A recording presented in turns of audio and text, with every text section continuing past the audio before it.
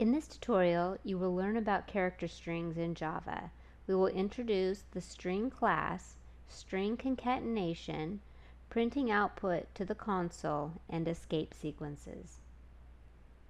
To review, here is a class called Program1. Within Program1, we have a method called main, public static void main string args. So let's talk about character strings. Character strings are a group of characters that do not have special meaning to Java. We use strings to store characters. Strings are created by using the double quote. Characters in between the double quotes are strings. Strings are actually objects in Java created from a class called string. When you create classes in Java, sometimes you want to create many copies of that class. We can do this in Java because Java is an object-oriented programming language.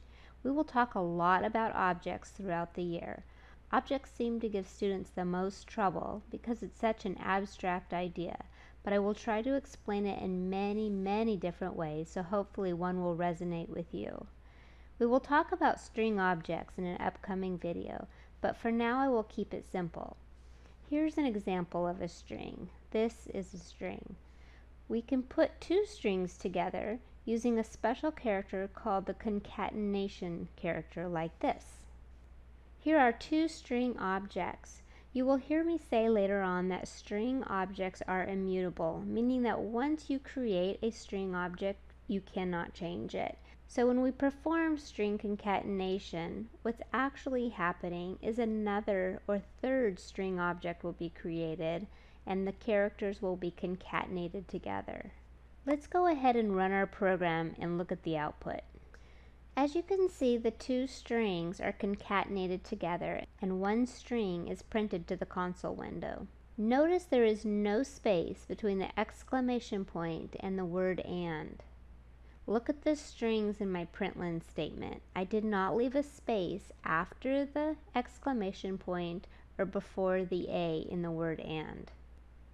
This plus symbol has two meanings in Java: string concatenation and addition.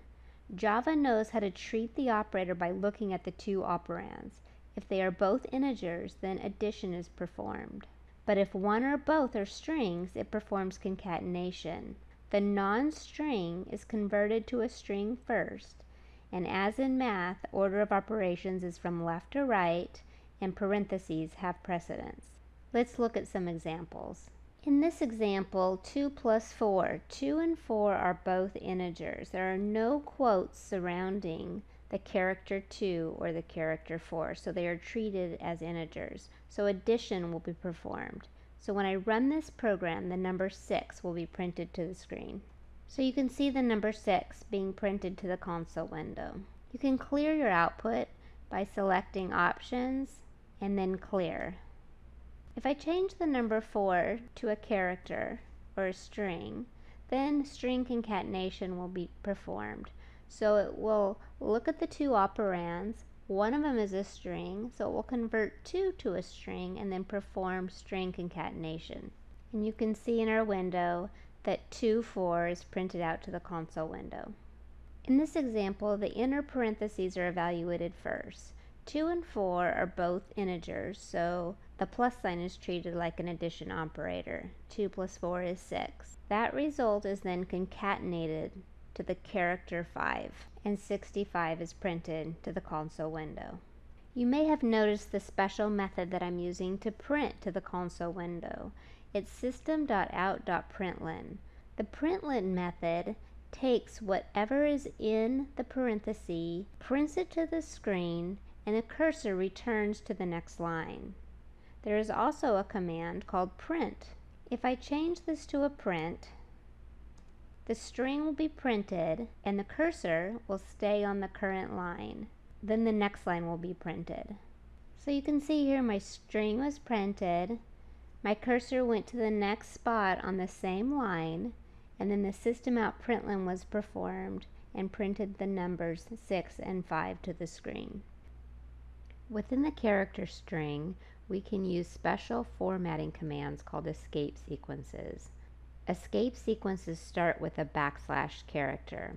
\n goes to a new line, / \T performs a tab. So look at this string. Roses are red, new line, tab. Violets are blue, new line, tab, tab. Sugar is sweet, new line, and so are you.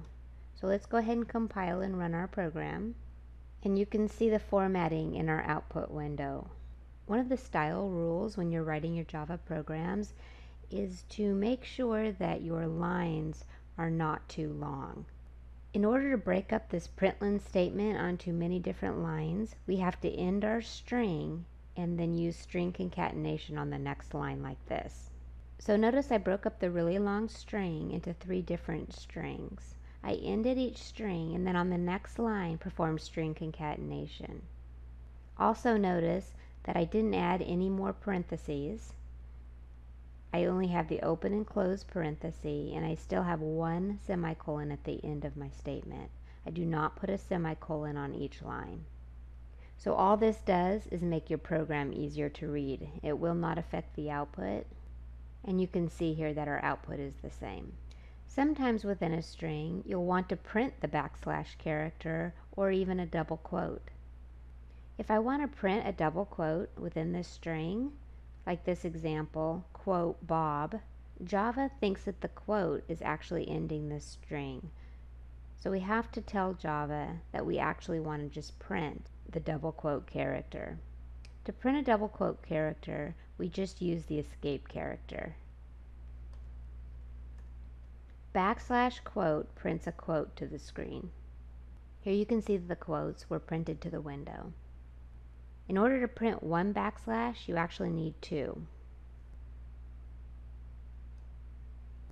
In this tutorial, we learned how to create strings.